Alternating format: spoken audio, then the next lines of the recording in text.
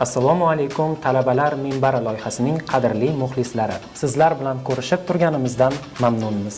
Assalomu alaykum ko'rsatuvimizning sodiq muxlislari. Qisqa tanaffuslardan so'ng sizlar bilan yana men Firuz Hasanov hamda Abubakr Qodirov. Abubakr, keling tomoshabinlarni uzoq kuttirmagan holda bugungi ko'rsatuvimizning mehmonlarini tanishtirib o'tsak. Albatta, bugungi mehmonimiz Alfraganus Universiteti Tibbiyot fakulteti 5-bosqich talabasi, Alfraganus yoshlari klubi rahbari Farruxjon Kamoliddinov.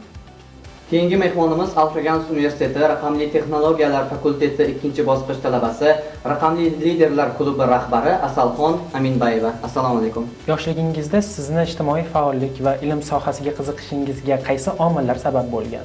Ilm-fan va ijtimoiy faollik bu bir-biri bilan chambarchas bog'liq yo'nalish hisoblanadi. Ilm-fanga meni asosiy yo'naltirgan omillardan biri bu meni oila a'zolarim hisoblanishgan. Ijtimoiy faollikka bo'lsa, meni tengdoshlarim, ya'ni maktab davridan boshlangan. Men ilk ijtimoiy faoliyatimni Kamolot harakatini boshlaganman. Keyinchalik Yoshlar ittifoqidan, undan keyin partiyalarni yoshlar qanotida davom ettirganman. Hozir kelib Alfraganus Universiteti talabalar o'zimiz boshqarish akademiyasi tizimida tashkil etilgan Alfraganus yoshlar klubi rahbari sifatida faoliyat olib boraman. Asalxon, aynan sizning raqamli sohalarga qiziqishingizga nima sabab bo'lgan?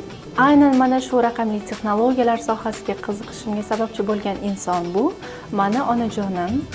Sababi yoshligimdan, ya'ni maktabda o'qigan paytlarim, 5-sinfligimdan o'zlari mana shu Word, Excel va mana shu ofislarning dasturlarini o'rgangin deb o'zlari shaxsan o'rgatishgan.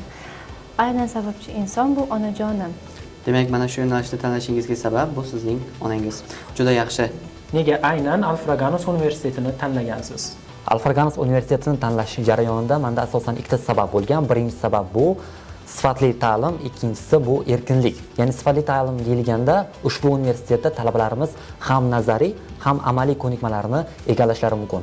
Erkinlik deyilganda ushbu universitetda talabalar o'zimiz boshqarish akademiyasi tashkil etilgan. Ya'ni ushbu akademiya qoshida 100 dan ortiq klublarimiz bor. Talabalarimiz ushbu universitetda ham dars olish jarayonida qo'shimcha ravishda ushbu klublarda klub rahbarlik qilishlari mumkin. Asal, aynan sizda mana shu universitetni tanlashingizga nima sabab bo'lgan? Aynan nima uchun Alfraganus? Alfraganus Universitetini ijtimoiy tarmoqlar orqali kuzatib va bu yerga tashrif buyurib, haqiqatdan ham mana shu jonli muhitni ko'rganimdan so'ng aynan ikkilamasdan Alfraganus Universitetini tanlaganman. Universitetda o'qish jarayonida sizga eng katta motivatsiya beradigan narsa nima? Alfraganus Universitetida menga asosiy motivatsiyalardan biri bu universitetni ilmiy va ijtimoiy muhit hisoblanadi. Ya'ni ushbu universitetda o'qish jarayonida men 2024 yil yetakchisi, 2025 yil yetakchisi hamda rektor stipendiyasi, klub stipendiyasi kabi yutuqlarga erishganman. Hamda so'nggi 6 oy davomida respublikamizda hamda xalqaro ilmiy amaliy konferensiyalarda, forumlarda, vebinarlarda ishtirok etdik. Ushbu yutuqlarga erishishimizda Alfraganus Universiteti pedagog jamoasini hissasi katta deb o'ylayman. Asal, aynan mana shu raqamli liderlar klubi qanday g'oya asosida tashkil topgan va uning asosiy yo'nalishlari nimalardan iborat? Raqamli liderlar klubi asosan sun'iy intellektni rivojlantirish g'oyasi asosida tashkil topgan. Uning asosiy yo'nalishlaridan biri robototexnika, dasturlash hamda kiberxavfsizliklardan iborat. Farrux, suhbatni klub faoliyati bilan davom ettiramiz. Aynan Alfraganus yoshlari klubi qanday maqsadlarda ochilgan va hozirgi kundagi faoliyati haqida qisqacha tushuntirib o'ta olasizmi? Xo'p, Alfraganus yoshlari klubi 2024-yil 15-may kuni Alfraganus Universiteti talabalar o'zimiz boshqarish akademiyasi tizimida tashkil etilgan bo'lib, hozirgi kunda sport, ta'lim hamda ilm-fan kabi yo'nalishlarda faoliyat olib boradi. Biz asosan prezidentimizning 5 ta muhim tashabbusi doirasida faoliyat olib boramiz. Asal, bilamizki, siz bitta klub bilan chegaralanib qolmasdan, balki universitetning barcha tadbirlarida faol ishtirok etib kelasiz. Aynan mana shu o'quv yilida barcha talabalarimiz uchun orzulardan biri bo'lgan yil yetakchisi unvonini qo'lga kiritdingiz. Aynan mana shu unvonni qo'lingizda olganingizda sizda qanday hissiyotlar o'tdi? Darhaqiqat Firuz, bu yil yetakchisi unvonini olish oson bo'lmadi.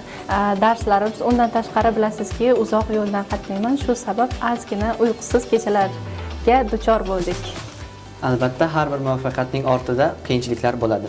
Kelgusida klubni rivojlantirish uchun qanday maqsad va g'oyalar ilgari suriladi? Hozirda klubimiz a'zolari 500 nafardan ortiq. Bizning asosiy maqsadimiz klubimiz a'zolarini 1000 nafardan oshirish hamda talabalarimizni, klubimiz a'zolarini xalqaro maydonga olib chiqish, ya'ni ilmiy faoliyatlarni yuksaltirish asosiy maqsad hisoblanadi. Farruh, Asal, bugungi ko'rsatuvimizda vaqt ajratib ishtirok etganingiz uchun rahmat.